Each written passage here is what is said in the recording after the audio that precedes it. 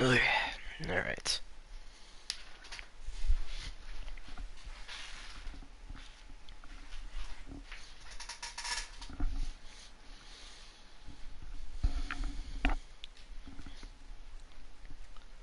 All right. Welcome back to my MLB 22 The Show franchise with the Pittsburgh Pirates.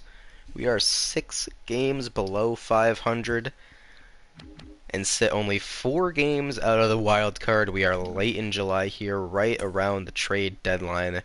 Hosting the Phillies, we will be playing this game with Mitch Keller on the bump against Zach Wheeler for the Phillies. But before we do that, we have some more trades to make. I love making trades, and I do think that this is all fairly realistic for where we are at in the standings. I was not planning on making any trades for the rest of this season, but based on where we're at, I want to make one trade that will improve the lineup and one trade that will, in my opinion, improve the rotation. So let's get underway with these trades. Also, if you want to, let me figure this out.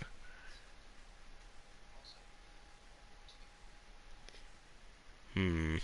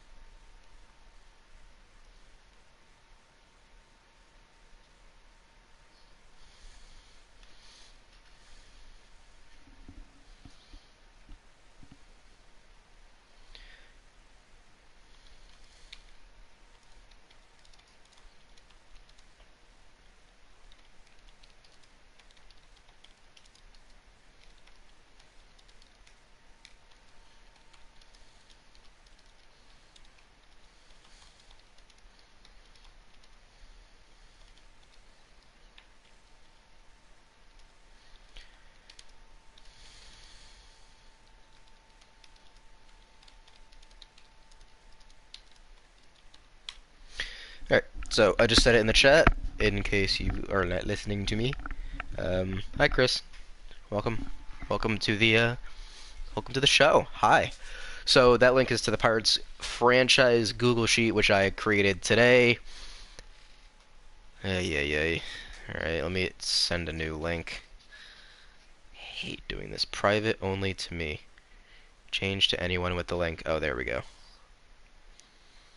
Done. Alright, Chris, try the link now. Try the link and then let me know if you can get into it. You're also going to get a chance to look at the trade that I'm making before I even do it. Lucky you. But I've written it down because it does work, and I've already tested it out, and we're doing it. So I'll do, which trade shall I do first? I'll do the Mariners trade. The Mariners. Yes. Alright, cool. So the link works now. Lovely. So the first trade that we are going to be making right now on this day is for left-handed starting pitcher from the Mariners, Justice Sheffield, who has C potential, which I don't think is necessarily accurate. What's up, Ray? Hi. How are you? Hi. Yeah, okay. Anyways, Justice Sheffield, 25 years old. I need a lefty in the rotation. We have all righties right now. He's got a sinker, good slider, circle change. He's got good stuff, and he's having a good year, actually. A 3.94 ERA. And a 1.44 whip. Nothing too crazy good, but definitely not having a bad year. And he will just be another pitcher that I would like to extend and like to pitch with myself in my rotation. And he's 25 years old, so I really don't see the downside of that. Reason I think this is improving is I don't like Jared Eichhoff. He's 31. I don't want to extend him. He doesn't have the best splits. He's having an okay year. Pretty much very similar to Justice Sheffield's year. But I need a lefty in the rotation, and I like him for the future. I would much rather extend Justice Sheffield for a year or two than a guy like Jared Eichhoff. and see how he develops. So I think it is only an improvement from here on out getting a guy like Sheffield. So we are going to be giving him 3 players. It's going to be Jared Eichhoff and then 2 pretty crap players. So Jeffrey Pasantino doesn't throw very hard, and he's not a very good relief pitcher, and he's not pitching very well right now. So all bad things lead to you getting traded. And Cody Bolton, who is 23, but he's got D potential, doesn't have that great stuff. I'm not losing a whole lot in those 2 guys, but we are getting Justice Sheffield, and I think that is an upgrade in the rotation, even though it's the same overall kind of pitcher coming in. But regardless, Justice Sheffield, welcome to the Pittsburgh Pirates. Welcome aboard the ship, which is hopefully a playoff pushing ship. Carrying on with men we want to bring aboard this vessel, we will be heading to... Where are we going? I even forget. Where is he now? He's on the Twins. So this is an interesting one. This is an interesting scenario. We're going to be getting Nick Solak from the Twins, but if you look at the transaction log, you can see on 7/29, Nick Solak was acquired from the Rangers to the Twins. So sorry to burst your bubble, Minnesota, but all we're going to say is we had a nice chat with them on the phone, and we had planned this all along, that he was always coming over to Pittsburgh. But Nick Solak's going to be moving 2 teams in one day. Hopefully we can accommodate his flight from Minnesota to Pittsburgh first class, get him on over here to improve our lineup, because he's having a very good year. He's hitting .277 with 7 homers. I do feel like he will improve the lineup. A righty in the lineup will definitely be helpful. He's got good vision, so I see his average being 250 plus for a long period of time. Next to no arm strength for Nick Solak, but he's also fast. I need an improvement in speed in this lineup, and that's exactly what I'm getting with Nick Solak. Definitely going to be giving up Ben Gamel, and who else? Oh yes, one of my least favorite prospect pitchers in our minor league system, Miguel Yajuray. He's 23, but he just doesn't have very good stuff, and he just isn't very good, let's be honest. So Miguel Yajuray and Ben Gamel will be going to Minnesota, and in comes our new left fielder, 27-year-old Nick Solak, who I will probably be extending almost immediately. Welcome aboard, Nick Solak. So there's your 2 trades. I'm actually very excited about both of those. I didn't think I was going to be making so many trades, but based on where this team is at, based on where we are in the standings, I feel like that was very necessary. And now, because of that, we are the 4th fastest team in the major leagues. We are 4th in speed. I love speed. So, any chance to bring aboard speed, I'm doing it. Let's take a look now. So, Justice Sheffield. He's not striking out a lot of guys, but hopefully that'll improve over time. But he just does not give up the home run ball, which I love. That equals less runs in simulations. But definitely needed a lefty in this rotation. And he will be here for a while. And then Nick Solak. I feel like he fits so well. He can't be number 15. Oneil Cruz is number 15. No. We will... What number should we give Nick Solak? You know what? 16 looks good on him. Very quick decision. And then Oneil Cruz can go back to wearing number 15 as he was before. Come on, like, we're selling jerseys out here. We gotta make sure that Oneil Cruz is the number 15 for this team. No, right, we're not. A player will deserve the number 69 at some point, but it's not Nick Solak. Although I must say, I looked into this when I was trading for him. I'm pretty excited that he has a giant leg kick like he does in real life with his swing. So I feel like that just only adds to the effect when he hits big flies for us. So Nick Solak is just a perfect fit for this lineup. Also, did he have a... No, he had a real bat. That's good. Mini Fridge 69. Mini Fridge is having a really, really good year as our right-handed against righties DH. Yeah, he's crushing it this year. career year for them. And he had 30 home runs in 2019. I did not know that. That's pretty amazing. But he's pushing 20 this year. Probably going to get well into the mid-20s in home runs. So that's all exciting. I want to see who made the All-Star team. Can I go into awards, All-Star voting? There we go. Alright, let's take a look at the All-Star team. No starting pitchers. Surprised that Fulton Avis didn't make it for us. Guess he didn't have the strikeout numbers as these guys did. I'll look at the AL too. Corey Kluber made the All-Star team. Seriously? With a 1.85 ERA. Go to hell. That's terrible. This is a... Ugh. Old man makes All-Star team. There's your headline. Devin Williams, not necessarily surprised. Drew Steckenrider for the Mariners. David Bednar, our closer, did make the All-Star team. I thought he would. They normally take a lot of closers. Paul Sewald. Alright. And then, just a precursor, there is always some guys on the All-Star team that don't deserve to be there. And here's your first example, Christian Walker. How the hell did he make the All-Star team? I do think that O'Neal Cruz made it, so the anticipation is currently killing me. Jazz is good, but Jazz is not having a good year, so I'm not sure how that happened either. Votes, I guess. People voted him in. J.D. Davis having a great year for the Mets, made it at third base. And, yep, there is O'Neal Cruz making the All-Star team, hitting .240 with 11 home runs.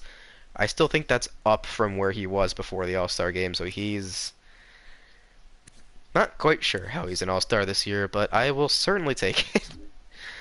Brian Reynolds is much more deserving out of people in our lineup, that's for sure. He's hitting great this year. And then here's this dude who has 17 at-bats, Alan Curda. How in God's name did he make the All-Star team? But, like, seriously, I don't know what's going on with that. I wonder who the AL's version of Alan Curda was, or if there was one. Somebody who just has like 6 at-bats. Elvis Andrus is hitting .203. That's something. Jahmai Jones hitting .228. I'm not really sure how All-Star teams work. They should have... The one thing that I definitely need in MLB The Show franchise in the future is a presence of social media, some sort of other presence of social media and news, so that breaking news can be seen somewhere, there can be breaking news, there can be rumors, there can be injury stuff. 2K does a really good job with that. Madden does a pretty okay job with it. There is none in MLB The Show franchise, and that's BS, because that is a big part of anything, because you can see on social media All-Star voting, who's voting for, like, hashtag vote for Gary Sanchez, whatever. But, like, it just blows my mind how a guy like O'Neal Cruz can make the All-Star team, unless our fans are just absolutely going nuts over this guy and taking over Twitter.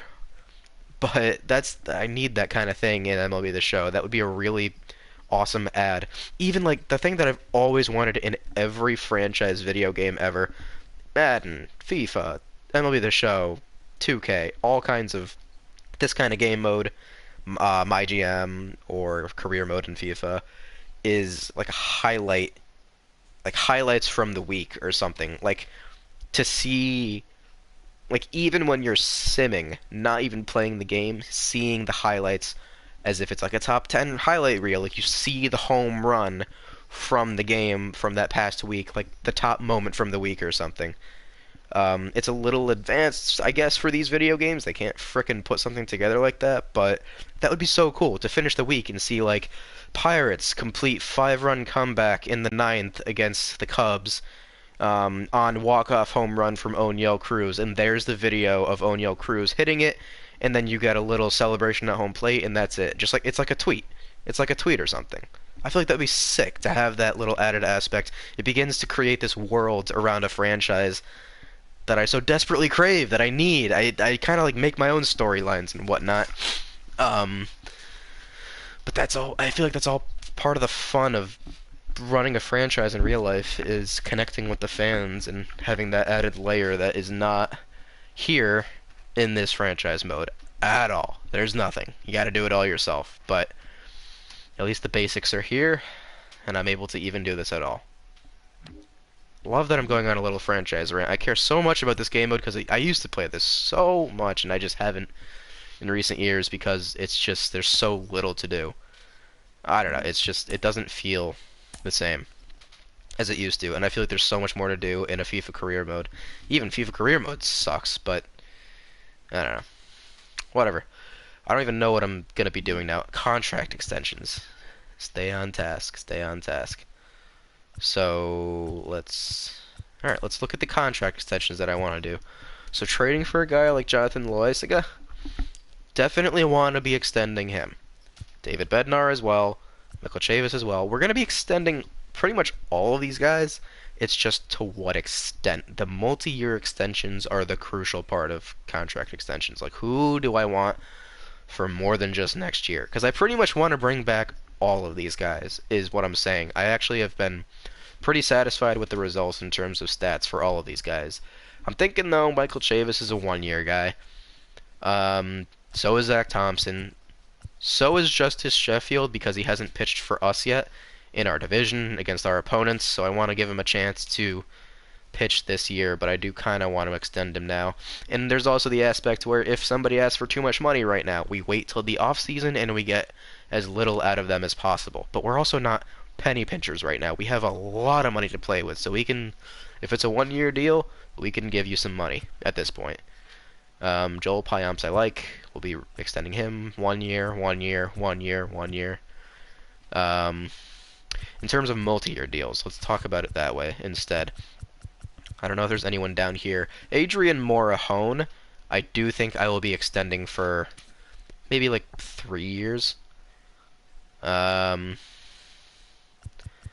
don't know anyone else that I want to extend more than that much time, but Jonathan Loaizaga for sure will be getting a multi-year extension, as will Nick Solak.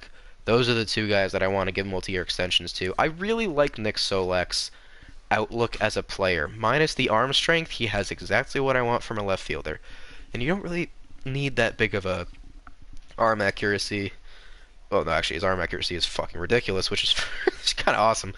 But he can also play multiple positions. So Nick Solak, the reason I like getting him too, I'm just explaining everything tonight, but why not? Let's get into it.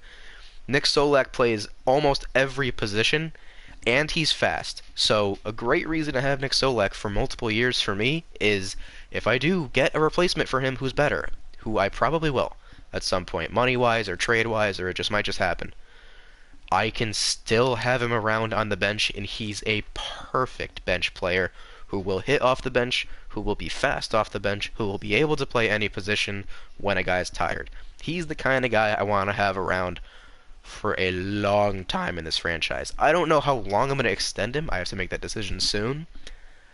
But he is very valuable in a long-term franchise, in my opinion, because he can do just a little bit of everything, which is very nice.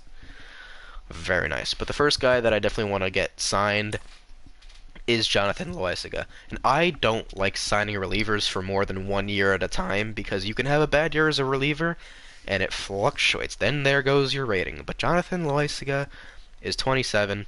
I don't think his rating would go down too much if he had a bad year next year. And to be honest, I don't think he's going to have a bad year next year. I think he's going to continue to grow and be really good. So I think we're going to give him 3 years. I think we're going to do 3 years. Payout structure is going to be normal, not going up, not going down too much. And I think this is going to allow us to get around $4 million a year for him, which is not much at all, especially for a guy of his talent. So let's start where it starts to get green at $3.7 million a year, and just go up from there. I am going to squeeze out every dollar I can out of these contracts. That's just how I work. I'm like the Mr. Krabs of extending contracts. I will get the cheapest contracts possible, but Jonathan Loaizaga. But Jonathan Loaizaga, $4.1 million a year over the next 3 years. That is not much at all for a guy who is this nasty, has a potential, and is already pitching super well in year 1. So, seems like I could have gone more years with him, but we will reassess When we get to that point, I'm just happy to have him for the next 4 years, 3.5.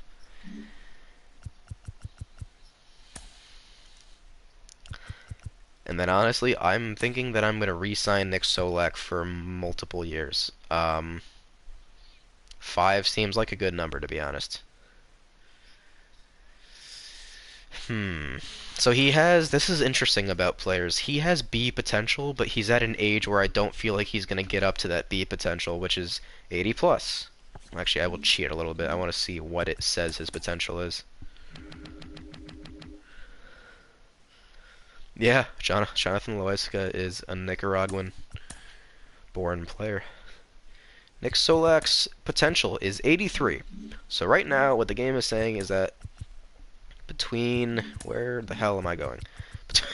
Right now, the game is saying that between the age of 27 and for the rest of his career, he's going to go from a 26 over or 76 overall to an 83. 83 is his max potential, and that can fluctuate a little bit, but around this age is when guys start to stop growing. Maybe they have another year or two of it. So either he's going to grow really fast coming up, or he's not going to grow at all. But I don't think having the B potential is the worst thing in the world. If that lowers because he's hitting so bad, it's even going to get to a 78 or so, or high 70s. He's going to end up in a spot where we're going to be want to paying him for a bit of time. So I'm going to do another contract that doesn't increase nor decrease. It just stays flat for his career, and I'm going to tell him that he's an everyday player, maybe even a star. Let's tell Nick that he's a star in my eyes. But I am going to do 5 years. I'm going to do a 5-year extension for Nick Solak.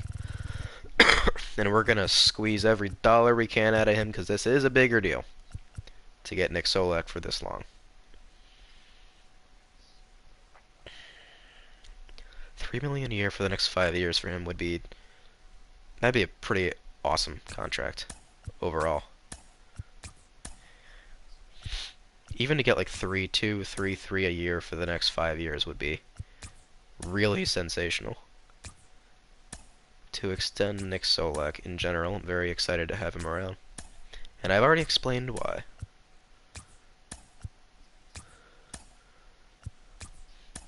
I really am going by every 0.1 million, but that's a great deal, so I always like looking at it in this way. But Nick Solak making 3.3 million a year through the year 2027, and if he gets better, that will be a freaking tremendous deal. And if he doesn't and he starts to flatten out in the high 70s, that will still be a freaking tremendous deal. Value-wise, that deal does a lot for this team, so very excited to keep way back Nick Solak around for the next 5 years.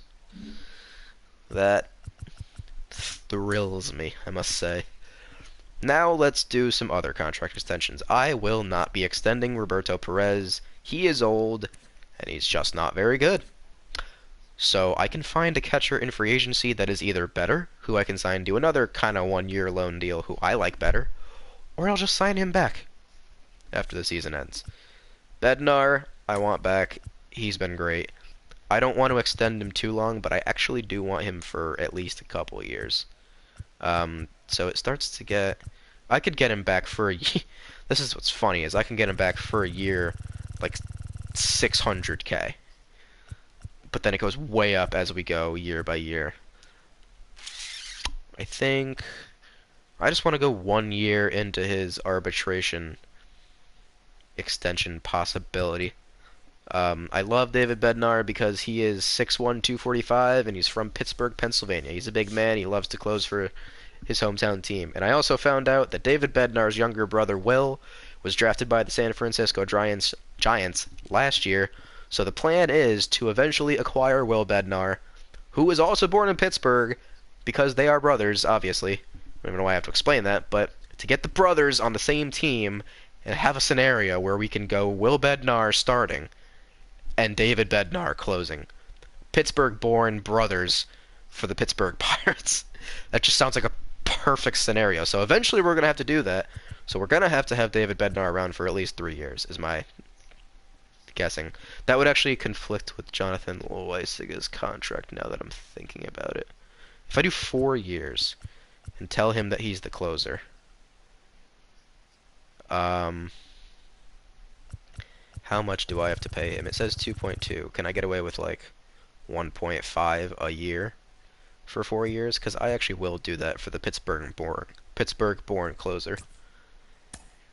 Let's see if I can get away with like 1.5, 1.6 for David.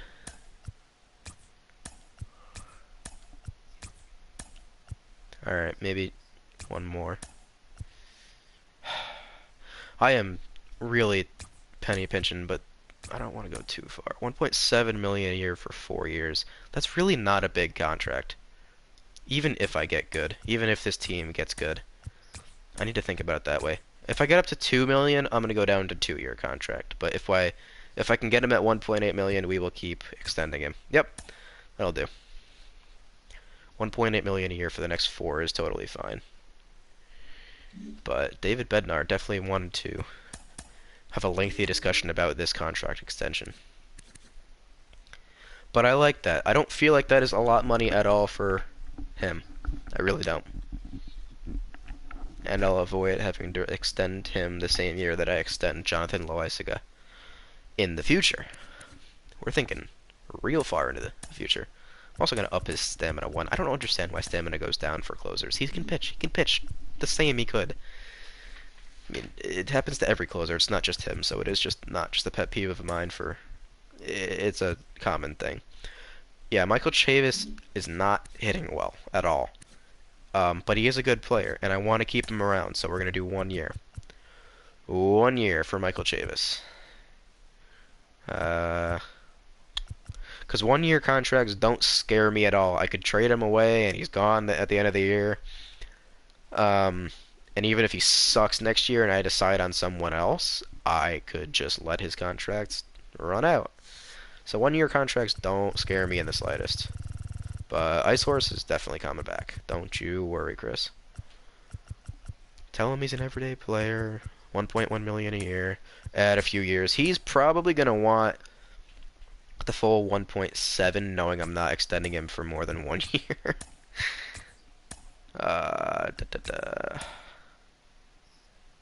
But I haven't decided on him long term, so he's probably gonna, yeah, 1.8 million for 1 year. So, same amount of money for Michael Chavis as we're paying for Bednar, but just the 1 year. Same thing with Zach Thompson. Same explanation, same everything. He'll be in the rotation. We ain't gonna be paying much for him though. What does 2 years do? Does that go up to 670 a year, 880 a year? That's not much money at all. We'll do 2 years for Zach Thompson, because that's like almost no money that'll have to be paying for him. This contract right now would be $650 a year for 2 years. Oh my god, why would I not do that? So our ace, the ace of this staff, 77 overall ace, will be making $700,000 a year for the next 3 years. That is quite the steal, if I do say so myself. And that's easy to trade away or release. Like, that's nothing. That's chump change. Justice Sheffield is interesting. This is going to be a process with these frickin' extensions. I think I just want to do 1 year for Justice Sheffield, because I've yet to see him pitch. And that's a low hits and Ks per 9 rating for him. So it does make me nervous that he won't pitch well next year, even though that I do believe in him in my soul. I just don't know if I believe in the game being so nice to him. He will be in the rotation. Gotta let him know that.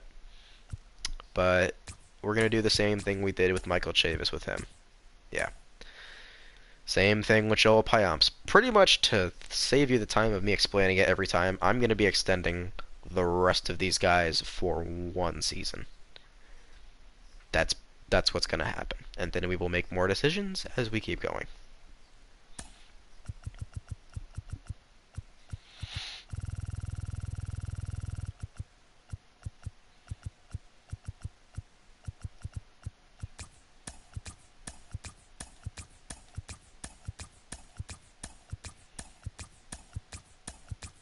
You're really going to be like this, aren't you, Joel? You son of a bitch. What's the number, Joel?